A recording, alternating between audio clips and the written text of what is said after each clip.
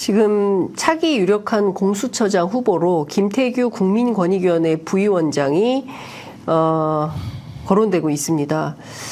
국민권익위원회로 옮긴 지 얼마 안 됐는데 이분이 또 공수처로 가는. 그러니까 이 돌려막기 인사가 너무 심각한데 거기에다가 이분이 2021년에 문재인 정부 비난하면서 자유민주주의 국가에서 국가 원수를 시해하는 것은 꼭 반역이라고 볼 수 없다. 이런 주장을 해서 또 논란이 좀 되고 있습니다. 어떻게 보십니까? 국가 원수를 시해하는 것. 이번에 야당 지도자인 예. 이재명 대표에 대한 테러 행위가 네. 겹쳐집니다. 그러니까 국가 원수를 당신은 이제 문재인 대통령을 지칭을 했겠죠. 그러니까 국가 원수를 시해한다. 암살한다. 그거는 반역이라 볼 수 없다. 테러 행위를 정당화한 걸로 네. 보이죠. 예. 그래서 이거는 정상적인 이런 공직자라면 있을 수 없는 그런 인식이다. 그래서 이런 분이 공직자로서 더구나 이 사실상 정의의 수호자여야 하는 공수처장으로 되는 것은 어불성설이다. 그리고 또 이분은 무엇보다 공수처에 대해서 네. 출범 시에 괴물 기관이다. 네. 변제를 받지 않는 괴물 네. 기관이기 때문에 공수처의 출범을 사실상 반대를 했습니다. 예. 그런 분이 공수처장으로 가는 것이 무슨 의미냐. 그러면 공수처를 여가부 장관처럼 마치 문 닫기 위해서 네. 가는 거 아니냐. 아하. 그런 생각도 있고 또 무엇보다 공수처에서 현재 가장 중요한 사건이 뭡니까? 저에 대한 네. 감사원의 그렇습니다. 직권남용 그 감사. 네. 그래서 감사원장을 비롯한 사무총장 16명이 예. 지금 현재 공수처 수사를 받고 있습니다. 예. 그 수사를 지금 거의 수사가 막바지에 있는데 이 김태규 부위원장이 그 공수처장으로 갈 경우에 네. 제일 먼저 할 게 뭐라고 보이세요? 이 사건이. 당연히 이 사건에 대해서 예. 영향력을 행사를 해서 이 사건을 유야무야 흐지부지하게 만들 가능성이 매우 높지 네. 않습니까? 어떻게 보면 그 미션을 가지고 간다고도 저는 생각이 되는데요.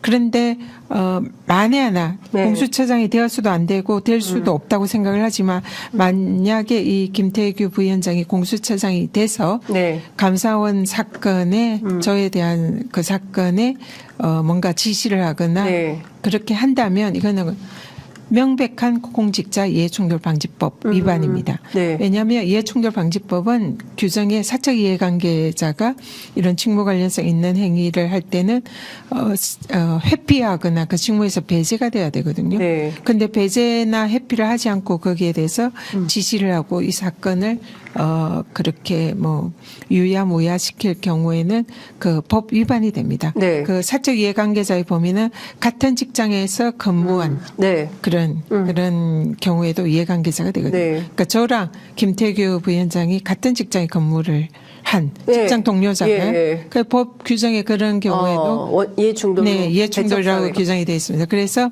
만약에 이 정권이 그런 이해충돌방지법 규정을 알지 못하고 네. 김태규 부위원장을 저에 대한 감사원 사건을 무마시키기 위해서 공수처장으로 파견한 것이다라면 꿈꾸시고요. 법 위반이라 저는 두 눈 부릅뜨고 지켜보고 네. 여기에 대해서 응분의 법적 조치를 할 예정입니다. 네. 매우 혼란스럽습니다. 지금 사실은 진짜 있을 수 없는 일들이 도처에서 벌어지고 있고 정치 테러까지 벌어진 상황이고 국민들 입장에서 볼 때는 대한민국 정치가 이대로 그냥 가도 되는 건가라는 생각이 들 수밖에 없고요. 그래서 아무래도 이번 총선에서는 좀 제대로 된 정치의 복원을 위한 그 심판 선거가 돼야 되지 않을까라는 판단들을 하실 것 같습니다.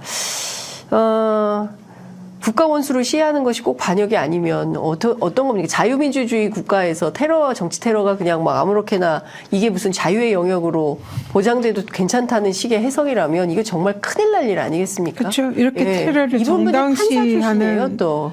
테러를 정당시하는 분이 네. 공수처장으로 가면 실제로 그러면 만약에 그 지금 아까 국무총리실 이런 데서 했던 이런 범행 이런 것이 공수처로 만약에 가면은 이것도 다 네. 이제 이분의 인식이라면 뭐 정당시하고 문제가 아니라는 식으로 그러니까요. 결론을 낼 가능성이 있는 거죠. 그래서 네.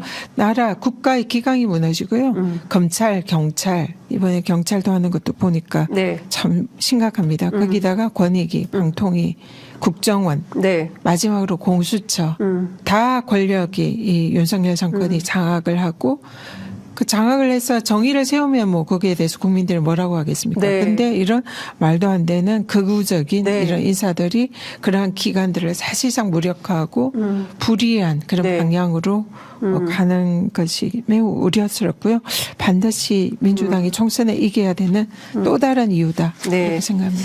최근에 그 한동훈 비대위원장이 세운 비대위원들의 그 과거 발언들에 대해서도 상당히 입도마에 오르고 있는 상황이지 않습니까? 역사 인식의 문제도 그렇고요. 그러니까 저는 지금 이런 분들이 전부 윤석열 정부와 보조 맞춰서 여당의 지도부의 일원으로 들어오고 있고 또 공수처장 후보자도 마찬가지고 이런 분들이 나라를 어디로 어느 방향으로 이끌려고 하는 것인지 정말 국민의 한 사람으로서 좀 걱정과 우려, 탄식이 좀 생긴다라는 말씀 안 드릴 수가 없습니다. 오늘 말씀 여기까지 드려야 될 것 같고요. 끝으로 꼭 하시고 싶으신 말씀 있으면 한 말씀 듣고 마무리하겠습니다. 방금 우리 기자님께서 말씀하신 그 내용이 매우 중요하다 생각하는데요. 네.